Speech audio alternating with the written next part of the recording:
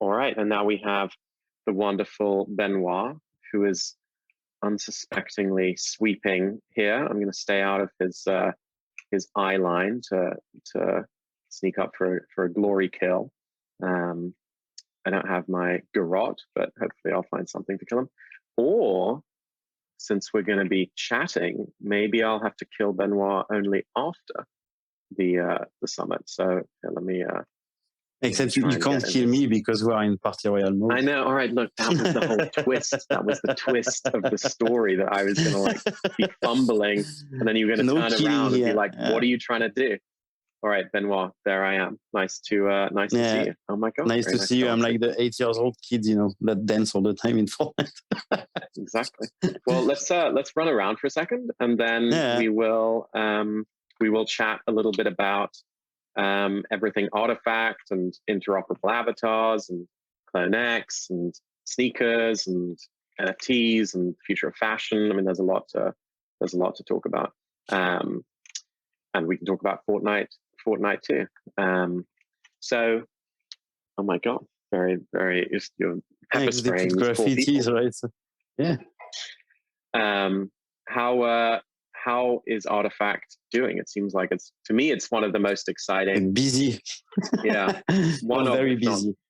If not the most exciting, because you guys have a real sense of taste around what's possible.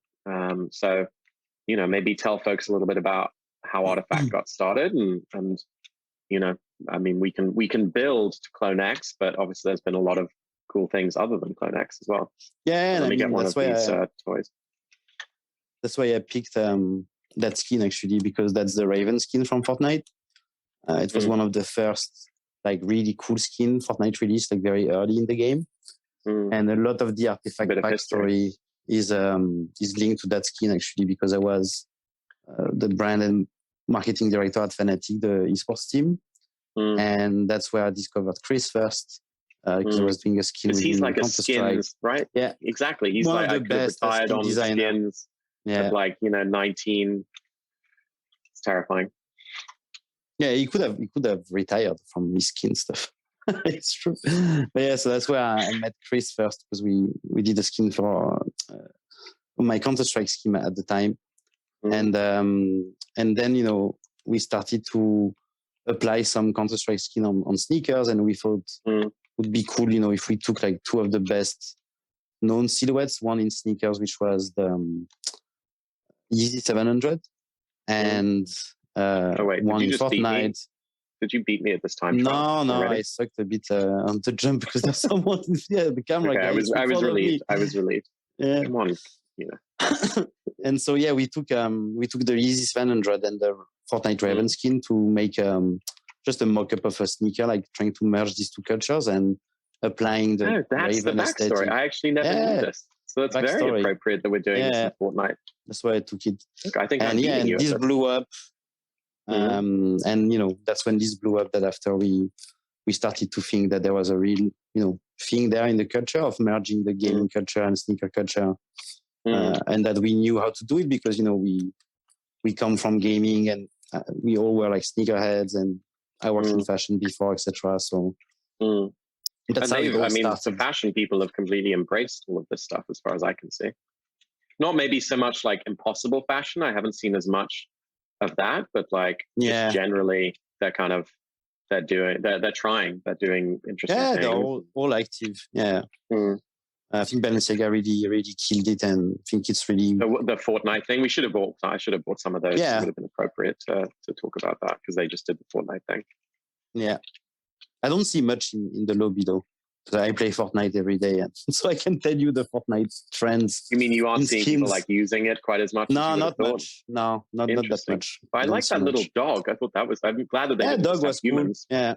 Yeah. So then we. Barn, man. It's dark. I'm kind of trying, and it's very very dark. Yeah. So let's go to the party, green party over there. Yeah. All right. Oh, that's cool. So I was kind of learning about you from the perspective of clothes, but then I'm excited about. Oh, thank you very much, Benoit. Then I was excited about learning that we can zip line over. about learning that you're building avatars and CloneX, and started by being called Akira. And I just love it. I love a couple of things. One is 3D, and I'm wondering whether or not avatars going 3D will be sort of like the early days of VR movies, which is what I'm very familiar with, where 360 video was very popular at the beginning, but ultimately kind of didn't really make the cut. I remember like back in the days, because everyone at the beginning of VR was like trying to do 360 videos, and exactly, had a VR company before joining Fanatic, like doing architecture stuff on Unreal for architects, and everyone was like trying. I was meeting with these shit agencies, like doing 360 videos and branding themselves as like VR experts. I was like, oh man. So I guess it's I mean, it's not that. It's just that I think that the first use case we have for now for the avatars is like Twitter profile picture. But as more and more, there's going to be different worlds being able to implement them and bring them in. You're going to have to need that 3D element for sure. And also the cool thing is that probably people will generate like 2D fan art from this 3D stuff, or you can always do things to I think generate. that way around does make a lot of sense. I'm curious. So one thing I'm curious about though is like, maybe 2D is good in the sense of AR, because I've been thinking about, I bought these as a complete member of the deep state. I bought those Facebook Ray-Bans, and which have no AR on them. But I was like super impressed at how kind of it's just really nice, especially if you hold something with two hands to kind of create a video like that. It does feel a bit like that movie Strange Days, or it feels very modern. And just having a very simple display, I would believe in that. I think I saw that you guys are doing something with spectacles, which I think, I didn't know if it was the non-AR spectacles or the AR spectacles. Oh, it's the AR one, it's the latest prototype. So like 2D, that is a positive of 2D avatars, and that they're simple enough that they could actually work. Do you know what I mean? Or do you think that AR glasses are almost good enough?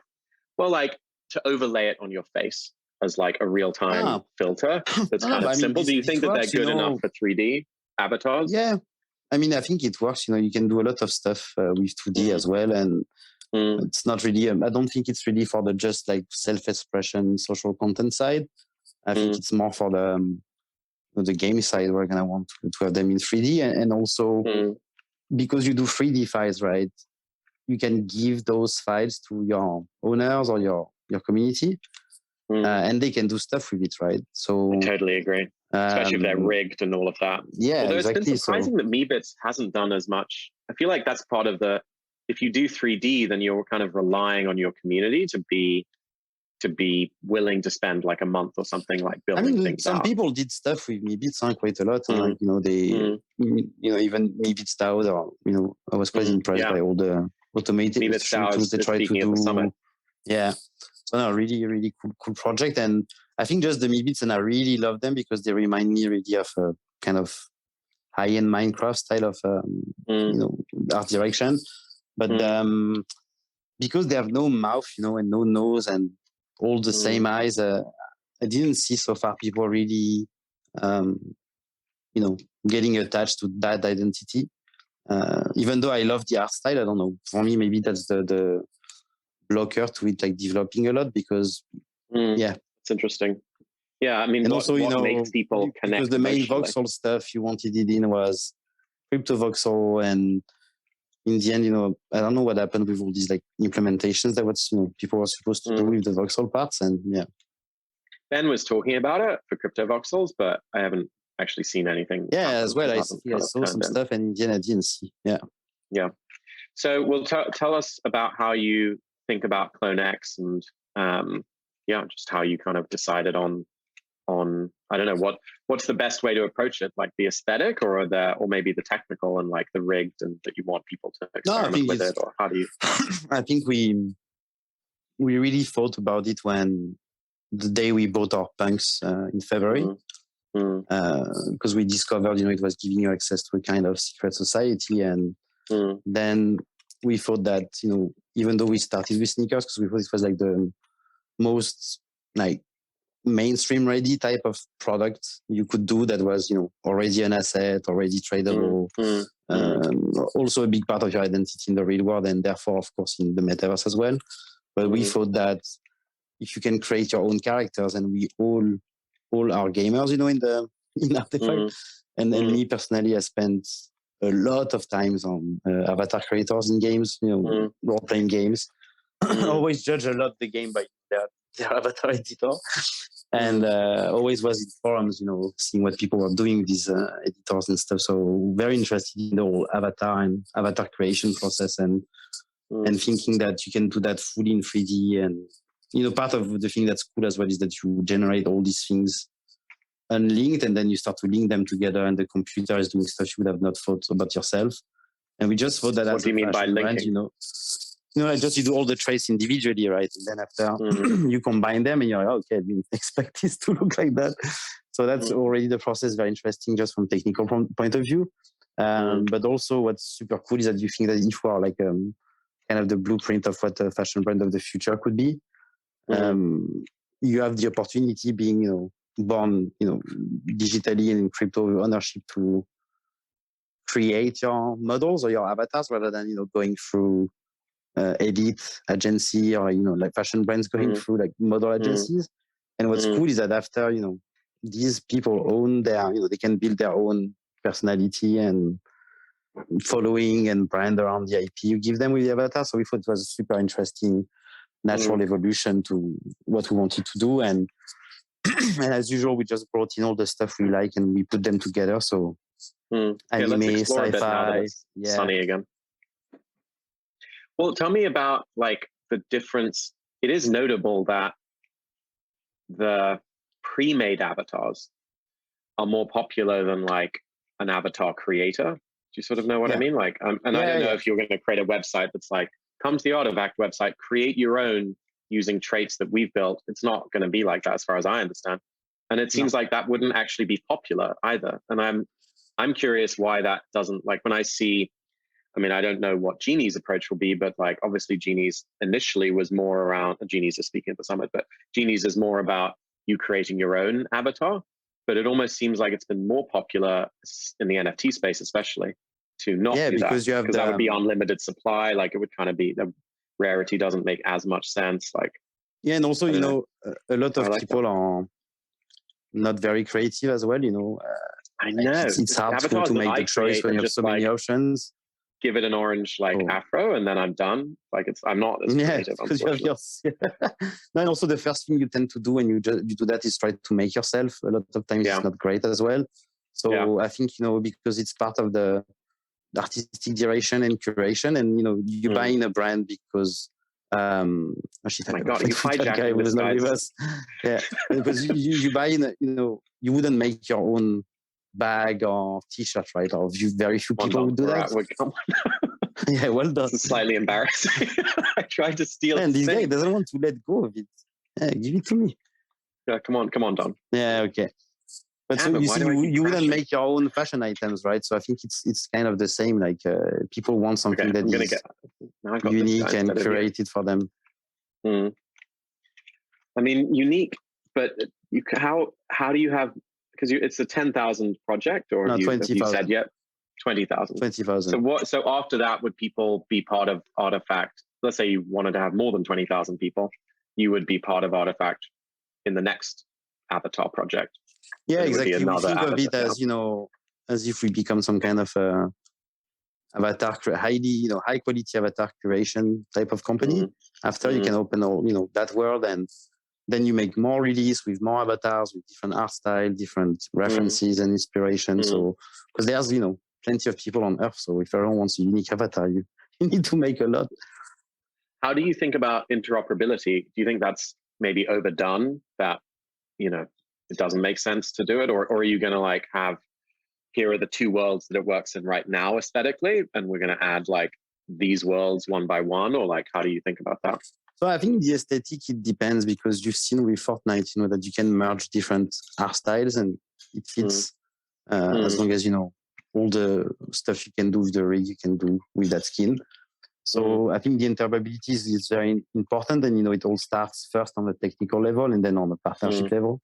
And us on the technical level, we've really been working since day one on thinking how do we do it step by step, but everything is already planned out, like different exports for all different type of 3D software, automation for decentralized versions. How at first we're not, giving you all the clothes, but we give you base bodies that you can pick, male or female. Then we're gonna give you different body shapes you can pick from. So we keep on unlocking, possibilities. And after we do the clothes, so we really take it step by step. But the base is to have that master file in a sense where we can export in different softwares and type of environments.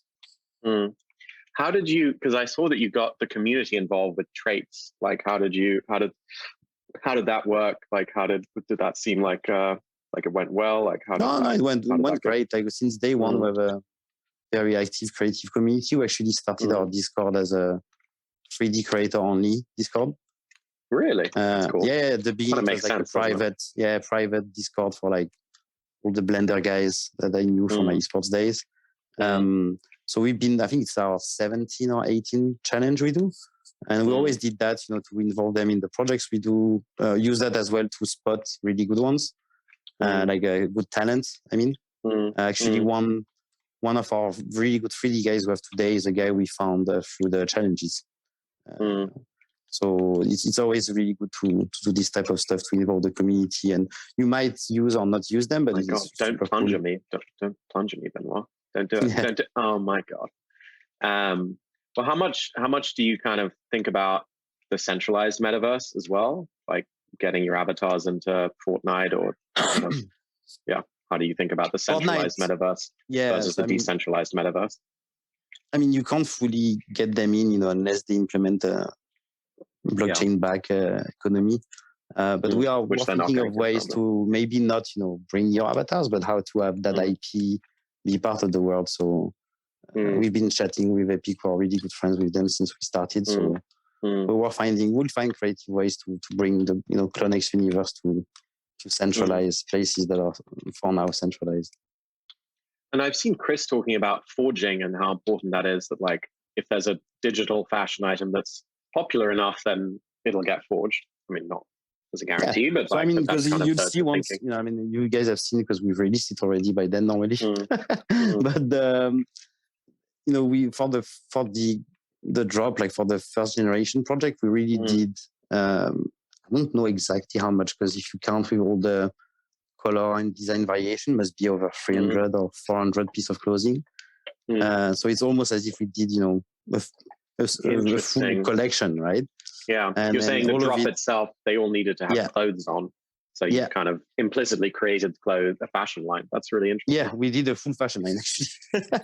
And we did it with, Toby, who was a good friend of mine as part of Artifact now, that used to work at Palace, stuff for Versace and stuff, like proper, real streetwear guy, So it's like a proper, real collection.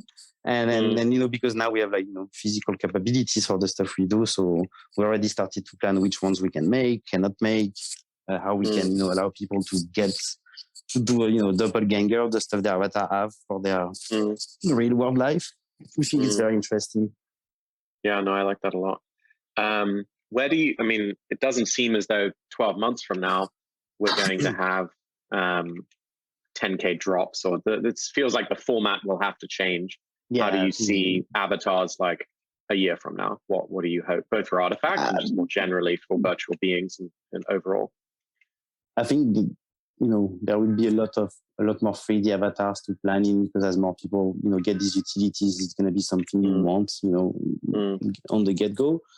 And I think there will be more avatars, more traits, more variants, more uniqueness in how you do it. And you can even go, super crazy. Like one of my best friends, and that does lots of stuff with us, is an amazing artist called MGXX. That's known to make like crazy robots. And what he does is fully 100% generative. Like there's not a single thing that's the same. So you can really push, the tech we have today, and really smart people and creative people there's around. You can scale that, no problem. Well, maybe, list out just to kind of keep it simple for folks, like maybe list what you see as the advantages of 3D over 2D, just because I know you and I have passionate opinions, but just so that people can think, oh yeah, that actually makes sense that 2D should maybe slow down and 3D should speed up. I mean, there's always 2D, right? In every project, in every game company, they have a huge team of concept artists that work in 2D. So 2D is a key part of any creation. I've got nothing against that, and I got nothing against all the Avatar projects that came out in 2D. I think it's just mainly that because the ape unlocks such, a concept of avatars with the membership and the style they did the drawing, that it's too easy to replicate and do copycats of, which is, even though it's helping the brand to see lots of copycats, it's also, getting people a bit tired of it. So I think 3D is offering a lot more possibilities. And also, if you think that we'll all be hanging out in Fortnite one day, you're going to have at some point to get someone to transfer your 2D into 3D, right? And so it's not going to look quite right. Yeah, you can easily generate 2D images from 3D, but you can't generate 3D from 2D. So it's just not that good anyway. Yeah, not good.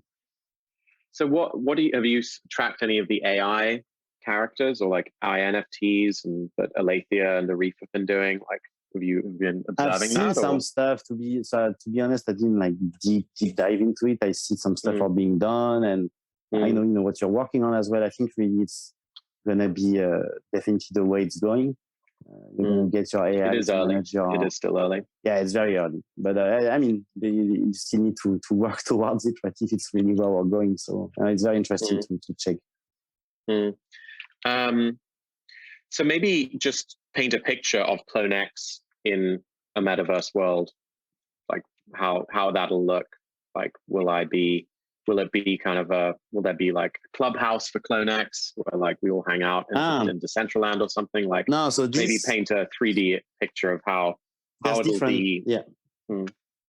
There's different ways. Like, so of course, Decentraland, it's people we work with and we're already starting to think of how to implement the automation for that. But mainly we think that, and we're doing it just soon, very soon, to airdrop that to all the owners. We've been working with Cyber.io, which is really good. Yeah, I've seen you gallery. Yeah. And also founder Ryan is an amazing guy and he's building, I think, amazing product. Lots of people don't understand it's not just galleries. But what we're doing is that we're giving a base, we call it SpacePod, like a space flat, to every clone owners, where they can display their stuff, use their clones as well, because he's implementing support for GLBL, I think. So we're also doing the exports for that. And he's implementing multiplayer as well. So you can have your own social space and, private room where you can invite your friends and chat and stuff. So, and we do upgrades and, ways to a bit like in Animal Crossing. So you'll be able to walk around as your character. I love that. You know what else that unlocks that I really like? Let's talk about VTubing, because I think we're both big fans of Code Miko, and I think we're both fans of Blue, who's speaking at the summit as well from Xanadu. But will people be able to VTube as their CloneX? Do you think people will VTube as their CloneXs? Like, how do you think about that? Yeah, I mean, you can see there's already a big part of the VTubing is coming from Japan and people using anime characters, even if they're not Japanese. So we thought of that since day one, and one of the utilities we release over time is VTubing ready rigs. VTubing what? Sorry, say it again. VTubing ready rigs, right? Yeah, I think it's super exciting. And also having a space. I love that about Miko, that, Blue takes it to a whole other level because there are props in his world. But like with Miko, it's almost like you're building a little metaverse around you. So people can come and visit and it's like navigable. You can VTube, but you can also WASD, like walk around. I think what you're considering is so interesting with each CloneX having its own world, having its own room, and then being able to start with own room. Yeah. So interesting. Yeah. Well, I mean, I think this is also a couple questions from the audience, and then so glad you're able to take time to join us. No problems. Yeah. And it's funny because I never go in Party Royale except when there's like special events.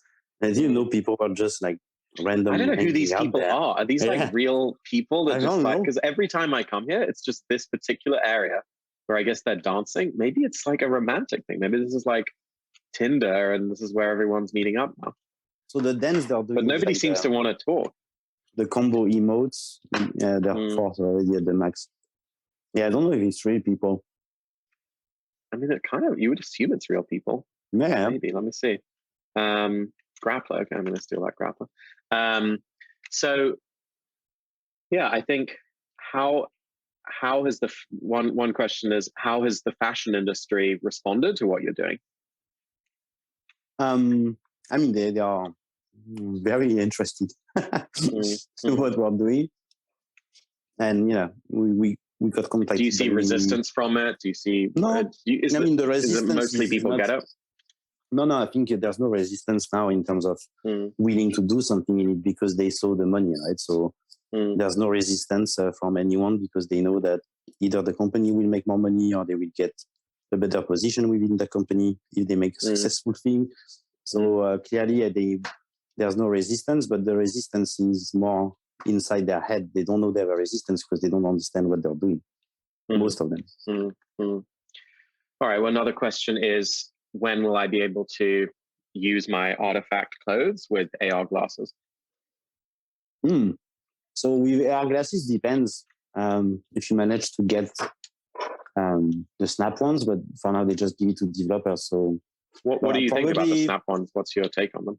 It's good. I mean, we have it tested. We think it's, they have something out, it's working. The field of view is, still not what you think the final consumer product would be. It's still better than Mediflip. And yeah, clearly they're the company that is investing the most in that, and sharing it with developers and creatives since a while. So we think it's gonna be they have a good chance of nailing it at some point. And do you think the phone is also kind of, do people use that very often, or do you think that's kind of theoretically you're going to hold up your phone to see your clothes, but people don't do it as much as it's not like an everyday thing? I think you do it, once or twice because you try it out, but I don't see really people doing that. Yeah, much I haven't either. I haven't really either. Yeah. Especially when the phone is like, move your phone around like the room. It's literally the second the phone tells me to do that, I just turn off the application. Yeah. It was fun in 2018 and now it's not fun. So yeah, well, I mean, thank you so much. I'm trying to think if I have another question. I feel like I'm, as a fan, an observer, I'm just always blown away by the focus on community, by the quality bar. I guess the last question would be for members of the audience, people who have been working on virtual beings but are curious about avatars and NFTs, what advice you'd give for them to kind of get started? Because I personally want to bring the whole virtual beings community over to Web3, and that includes people from Pixar and from Activision and from Valve and all the rest. And they might have been skeptical of Web3, but what kind of advice would you give them? Or just to close it out. It's always the same advice I give to any doubters or people who don't really manage to wrap their hand around it is buy an NFT, not a shit one, but buy something you like, or try to get something that gives you access to a community, even though, if you can't get into the punks or the apes or clones later, like if you're priced out, get something, even if it's from like a lower entry point, but you will understand that it's the best medium to form communities and get these communities to organize themselves and create even more value, right? So it's clearly a game changer to be powered by Web3. And then you can only really understand it once you get part of it. And the best part to get part of it is to buy NFTs. All right. With that, Benoit, merci bien. Thank you. Thank you very much for joining us. And we're going to keep going with the day. Thank you very much, Benoit. No, thank you. Enjoy the dance. See you. Bye.